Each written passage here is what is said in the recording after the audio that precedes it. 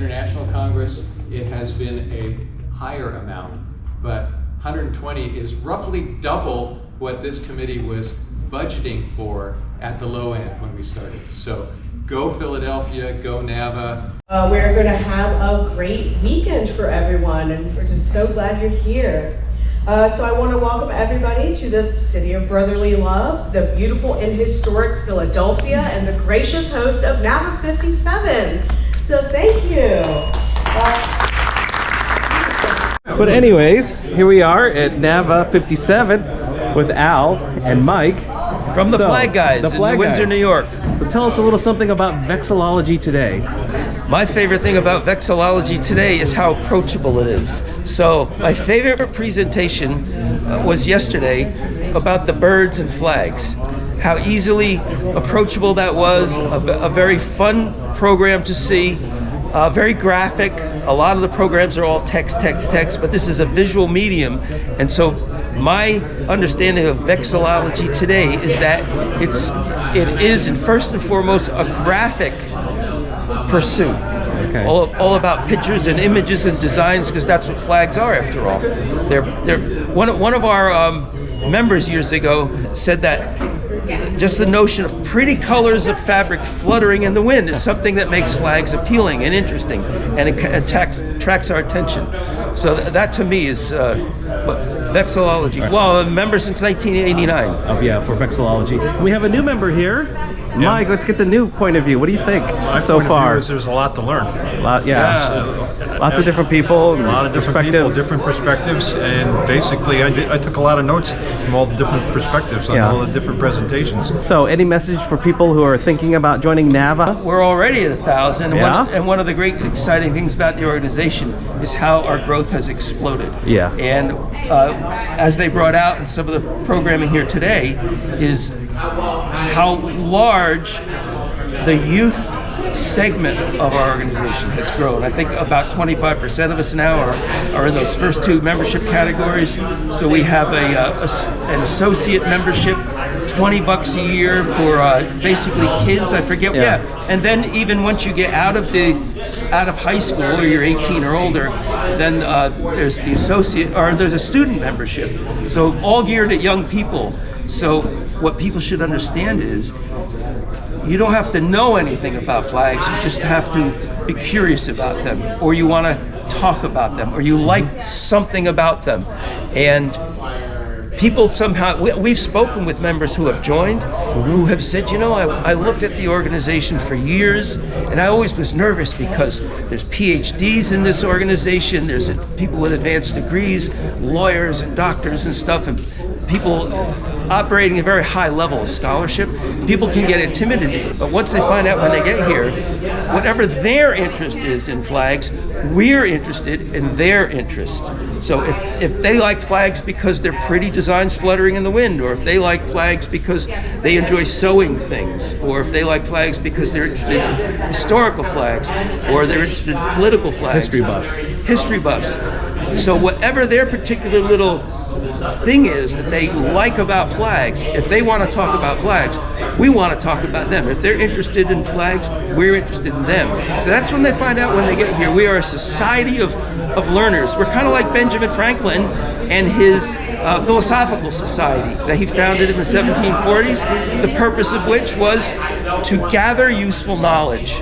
Whatever that is, if it's knowledge, the philosophical society that exists to this day is in business to do that, just to gather knowledge of the world. And that's what our society is like. We're a society of lifetime learners that focus on flags. And you asked, how do we get people in, or what people should know about joining? That's what they should know. If they're interested in flags, we're interested in you. So check out our website, nava.org, which, by the way, was on the Pico building this whole weekend. Did you know that? Ooh, I saw it, yeah. We got that up there. I saw it. Okay, great. So that's my take on our organization. All right, come and join us. Thank you. What's going on? Well, the camera is so small that you have to have an extension for it. Yeah. Maybe they should have stopped making the camera small, right? Right, absolutely. All right. Awesome. So Vexillology. What's the big attraction? Vexillology. To be quite honest, it runs quite a number of, I guess, points of interest. Flags are everywhere, for one thing. Flags are very typically colorful, so they catch the eye. Representative of groups of people that already self-identify, and so when they see a symbol that I think they can relate to and represents them, when you put all those kinds of things and many others together, I think flags appeal to a lot of people. For members of NAVA and other vexillologists, I think we just take it a bit further. So it's a diverse group of people. Absolutely. It can, well, for example, I just came down the elevator in the hotel with one of our youngest members who's 6 years old. And now we have, of course, folks that have been part of NAVA since the 60s and are, shall we say, a bit older. Oh yeah. So it's not, you don't need a PhD or anything to join. Absolutely not. That's one of the messages I've tried to get out since not just being in NAVA but being an officer on the board. Is it's not purely an academic organization. It's for everyone that has an interest in flags, regardless of what it is. But obviously the core of what NAVA is about is research and learning more about flags, studying them as our mission statement says, and trying to add to the body of knowledge. We got the flags on the food. The food doesn't shape like a flag. People eating the food. Yeah, barely got you. How did you get into vexillology? So actually it was through iconography. Iconography. As far as the symbols and everything that go along with it. Again, a hobby of mine is restoring cemeteries, and all of the stones had all the icons on it that were in there, and trying to follow those, you come up with a lot of history and a lot of organizational stuff and a lot of people representing things. And it's amazing when you start looking at the symbols how the details that are in there actually show what people are trying to express, that you don't see at first until people actually start explaining it. And then when you start explaining it, people start explaining to you, you find a lot of things like that. Sometimes it can be a little stressful because now you start looking for those meanings in everything, and sometimes you can't enjoy what's going on. But flags were like that. I came up to see that flags were representations of the organizations they came from and the people that are in it and the evolution of how the organizations go. And so I was just fascinated by it. Well, I work in it's gotta be But secondly, it's the same as the LGBTQRZ. All right, I guess. Hi, welcome. Why vexillology? Why? Yeah, we're trying to recruit people. Do you wanna? What's It's just the good fascination? Fun. It's just good fun. Meet a lot of good people. Or maybe top 2 vexillology stories you can share. Do you know about the chevron? Actual shape within the flag design, that it actually stands for the plough cutting through the earth. It's parting of the earth. So that's agriculture. So without anything else, if you wanted to, make a reference for agriculture, using a chevron is the prime way of doing it. You don't need anything more than a division of field with a chevron. Yeah. Teddy, we go to any place in Amsterdam. Game nights at the hotel? Yeah. Okay.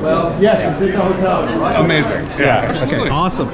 Making sure I'm just getting photos. Yeah. Signing the release for Chris Maddish. Exactly right. Verbal release. Authorized. 9/11 from a vexillological point of view is not something, at least especially for somebody my age, is definitely something that I feel like would be done very differently than other people here. Course changing when things in flags change. So like, I had written the syllabus, everything happened, and then the summer between when I approved the course, got the course first approved, and in the fall, the Taliban took over the Afghan military, or the Taliban overrode the Afghan military government, right? And so, like, I had to change the syllabus. I had to include a new article and include a whole conversation about, like, the implications of the Taliban changing the Afghani flag and what that says about their priorities, right? I think, at least compared to something like NAVA, allows us to really have a much more immediate conversation now and actually start to develop parallels and comparisons compared to more of a yearly sort of thing. And I think that's sort of the future of courses like this, where you have that space and opportunity. So. Well, awesome. Thank you very much. Perfect. So we have the U.S. Space Force here, flag designer. So I was part of the team that worked on the Space Force flag. So the team, yes. So I personally make the president and vice president's flags by hand. That's my profession. So we have one side is the traditional side and one side is the modern side. Awesome. Now, I understand your membership's pretty much open to all persons, and it's 1,000 plus members, hail from most states and provinces within the United States and Canada, from more than 30 other countries. Wait, get in this with us. We need a picture. Get in there, get in there. We need that silly prize. We know what you are. You're a Come on, visual. get in there. Yeah, you're good on the side. If you can get the whole thing, we do events every once in a while here, right? Valued member of our team, which is Stephen Arasotti, who's sitting up here in the front row. He handled the painting portion, conservation portion of the flag. So Stephen, great to see you here. We'll get to the first slide and get things rolling. So hopefully you're ready to drink from the fire hydrant, because I'm going to try and addendums in 2010 and 2020 and 2021, and then COVID hit. So we weren't able to do the work until last fall. Chemistry part. It was so exciting and such an honor to have a flag in the laboratory. And I want to start out by saying that I didn't do this work alone. This was done in conjunction with my colleague, Anna Duggan. But this was from the actual celebration of the 150th anniversary of Fremont's on Galilee Peak in California. And it's kind of a unique idea. All right.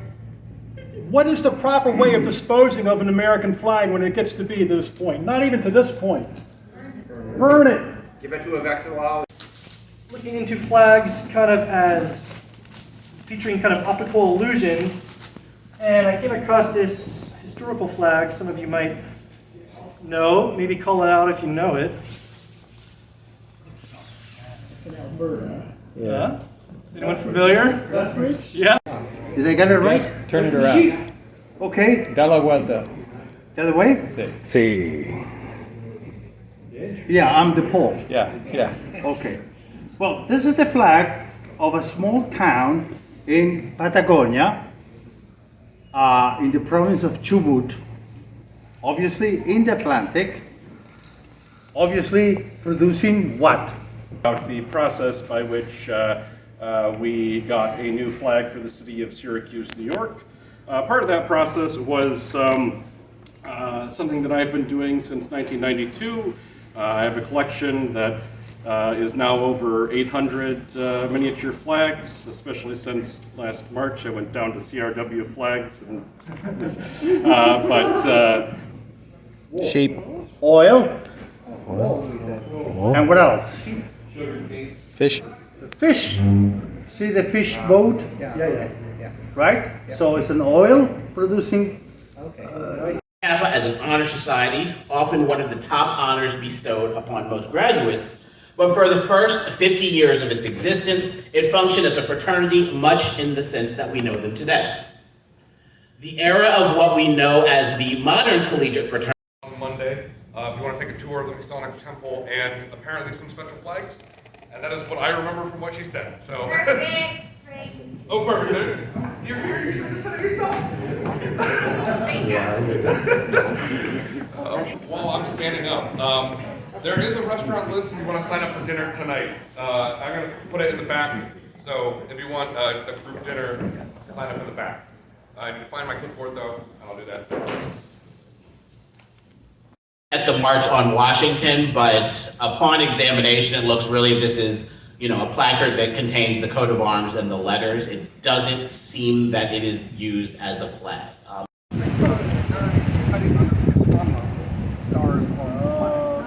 How's that? So, that's one little cool fact. I never knew that either. Yeah. So that's lore, that's legend. I'm not a historian, I'm just Teller of Tales. Yeah, I don't know. Pretty cool. Well, thanks, Simon. You're Wait, quite Simon, welcome. one more question. Yeah, sure. Can you describe your favorite cloud without using words and only sounds? Well, that assumes that I have a favorite cloud. Yeah, you gotta pick one right now.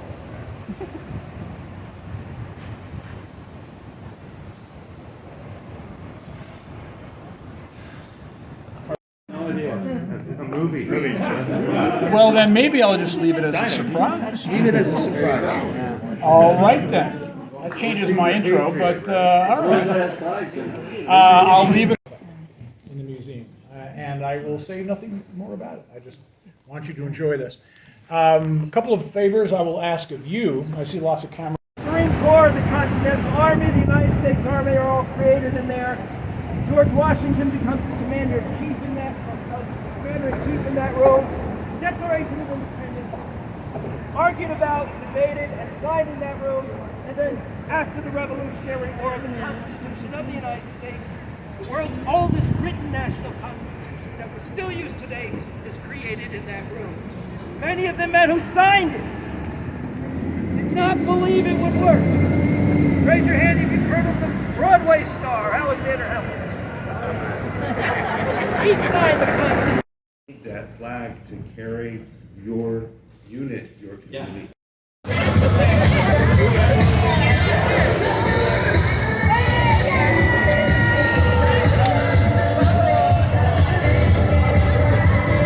We're there, we have to let Brotherly Love continue. And I want the kids here today to be sure and go home with their city motto that's on this flag for coming today. Yeah, but you're, yeah, and he'll be, but I've got to get a photograph. You're being too humble, because that book was monumental in getting everybody starting to think about city flags. And So that's the origin story of the Philly Pride Lady? the Philly Pride Lady, I actually go back to, that's the thing, I'm totally bogus because I'm from Kansas. I was born in Southern California, so Okay. I'm a total mix-up. But when I was 10, my father took us to Topeka, Kansas, where a Boy Scout had designed a flag for Topeka that was adopted and that I grew up with. But they changed it recently from a good flag, bad flag. People got on to this. But anywho, when I came here as a school teacher, I had a premium job in the Swarthmore Elementary School. It was too nice. My husband teaches at the college there. We're expanding, and what do you see in the future, Peter? Well, we're going to keep growing, and as we grow, the organization is going to get more complicated, and we're going to have to come up with creative ways of dealing with that. And someday we might, Stan mentioned in his remarks this morning that we have no professional staff. Someday we might want to think about that. Not because it's prestigious, but for practical reasons. There's a lot of work to do. It's really tough to continue to identify volunteers who are willing to make commitments, and that's a very tricky point, which I bring up in other volunteer organizations that I'm a member of. I think something like 10% is active. Yeah, but within that 10%, it's easy to find people who say, sure, I'll volunteer to do X, but find somebody who says, I will take on the responsibility for this area of running an organization. That's the one that's hard. Person who can say, I'll do it, I've got the watch, I'll tell you if I need help or if I have problems, I've got it covered. That person is hard to find as a volunteer. And it's, in some organizations I'm in, for example, we have a lifelong learning institute. They're attached to George Mason University in Virginia, and it's a similar thing. It's a corporation. It's run by volunteers, but most of the people are retirees, and most of them have spent their careers being responsible for things. And most of them have no interest in being responsible for things now. They're retired. They don't want to do that anymore. So it's a challenge for that reason. Here it's going to be different, but still it'll be a challenge. How do we grow our membership? Any ideas? What do you think for the future of NAVA and Vexillology? I think continue to do the things we're doing. It is growing. We have to resolve a couple of not exactly paradoxes, but concerns. On one hand, we're very adamant that we are a big tent. We welcome anybody and everybody who's interested in flags for any reason. On the other hand, we claim to be the flag experts and the go-to people when you have questions about flags, if you're searching the web for something.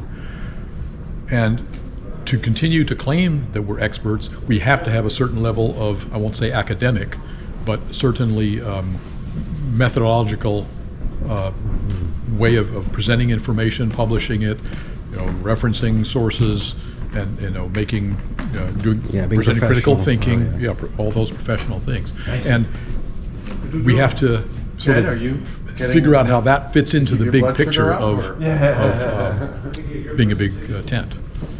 I think that's been NAVA's challenge ever since I've been an active member of NAVA. And since what was that? Well, I joined in '92. I became active in '02, since 2022. That's right. So that's always been the challenge, and we've come a long way in the last few years, but we have a lot farther to go. First of all, just let me, I know you're curious. This is our World Series Phillies apron. If one of the sports teams gets a championship, they get a Philly flag apron, and I incorporate the Philly flag into it. So this is from the 2008 World Series. I hope to have the 2023 panel this year. The Eagles have one from 2018. But thank you so much for letting me just say a couple of words. I might cry a bit. I cry when I'm happy. I have that problem. But I truly, truly want to thank NAVA for this opportunity. First, to deliver the message on this bag, first city flag of the nation. But I want you to leave today with that message, a warm departure and goodbye back to all your many wonderful homes, and leave with Philadelphia Manetto, let brotherly love continue in your heart, and go with peace, hope, justice, and prosperity that it tells us we need for every city to be the best city it can be. And I thank NAVA for opening my eyes and all of our eyes to many different perspectives on what makes a good flag, simple and complicated. What the bottom line is flags matter, and we know that. So just let brotherly love continue. We sing it from our hearts. Let brotherly love continue. We all must do our part. And Philadelphians, thank you for choosing our city for this great, great convention. Thank you.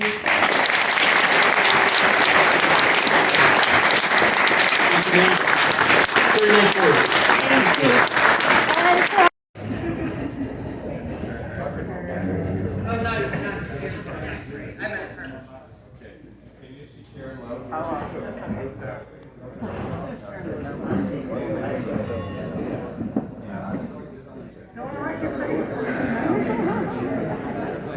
Hey Ted, could you move that chair, tuck it in? That, and then could you go behind a little bit?